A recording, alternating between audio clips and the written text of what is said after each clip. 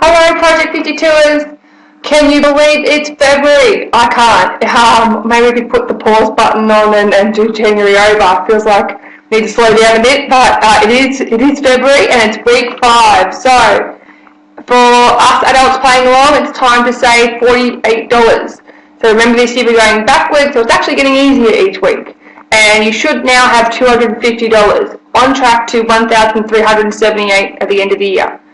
Now, some of you, if you've forgotten the week, if you've fallen behind, don't worry, you can still catch up. Or if you've just started, just make sure you've got $250 now sitting either in your little bank account that you're using or in your money jar, however you're choosing to actually save it. Make sure there's $250 in there. And if you've missed a week, don't give up. Just dust yourself off and catch up. Okay, now for the kids coming along, it's time to save, saving as well. The kids saving is time to save 50 cents. So they should now have $1.50 that they've saved, and they're on target to $137.80 at the end of the year. Now, if you are struggling to keep saving each week, I would try to again think of the end goal. Think of what you're actually saving for. That can be really good motivation to keep you going, and it can make it easier to say no to certain things. So if you have to say no to going out for dinner or breakfast, at least you've got a reason why you're doing it. So if you are having trouble, then think of your end goal. Last week, I want to announce the winner of last week's challenge. Congratulations to Swati, I hope I'm saying that right. Her great tip is to buy veggies when they're on special and freeze them. So we learned last week that Aussies waste a whole lot of money on food each year, somewhere in the billions, and I thought this was a great idea because I spend a lot of money on veggies, all of them frozen, and that can become quite costly. So not only is this way cheaper, but it's also fresher as well. So thank you so much for that. The 4 ingredients cookbook is coming your way. Special mention to some other really great ideas as well. Megan Payne for her meal planning app that she uses, which helps with her meal planning. Rachel Martin for supporting her local grocer, and for that, not only does she, the food is fresher, but she said she also gets a loyalty discount from them as well, which is great. And Jodie Maskey for her frozen smoothie idea. So I really like that because, I know we're all time poor, and so to have breakfast, they're handy that you can grab, I think is great from a time saving, but also cost saving as well. You're not grabbing, McDonald's or something or Subway on the way to work. So thank you, guys, for everyone that participated last week, and I hope it helps everyone else as well. It certainly helped me.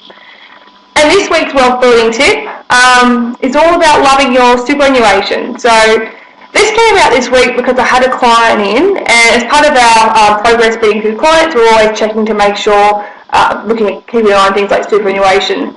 And we noted that their employer actually didn't pay them for the last quarter. So as part of our checking, we noticed the employer didn't pay. And that, unfortunately, is becoming all too common a thing that, I've seen several times now the last 12 months or so where employees haven't been paid their superannuation.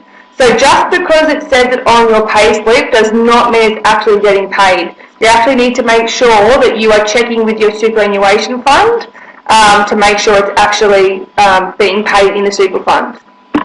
So I just thought I'd share some very quick tips on superannuation. One is know where it's located, so that's really important. Know what's invested in. I always say to people, would you let your boss or your employer choose your house for you without you looking at it? And most people would say no, they wouldn't do that. And so it's the same thing with superannuation. If you just leave it up to your employer, you're basically handing them the reins to your future. So having a look at it and knowing where it's invested in is important, as well as knowing what fees are being taken out. So I've had a couple of examples where there's been really horrible, nasty entry fees, or there'd be an ongoing advisor fee for an advisor that they don't even know who they are. So it's really important to make sure you check it for fees. And also, to know what happens to it if you die, if you pass away, to make sure your death nominations are up to date as well. But the biggest thing is just to make sure you know that you're actually getting paid it. So these are the due dates. So most employers tend to pay your superannuation quarterly. That's when they have to pay it, and they're the dates on the screen that has to be in your super fund by that date.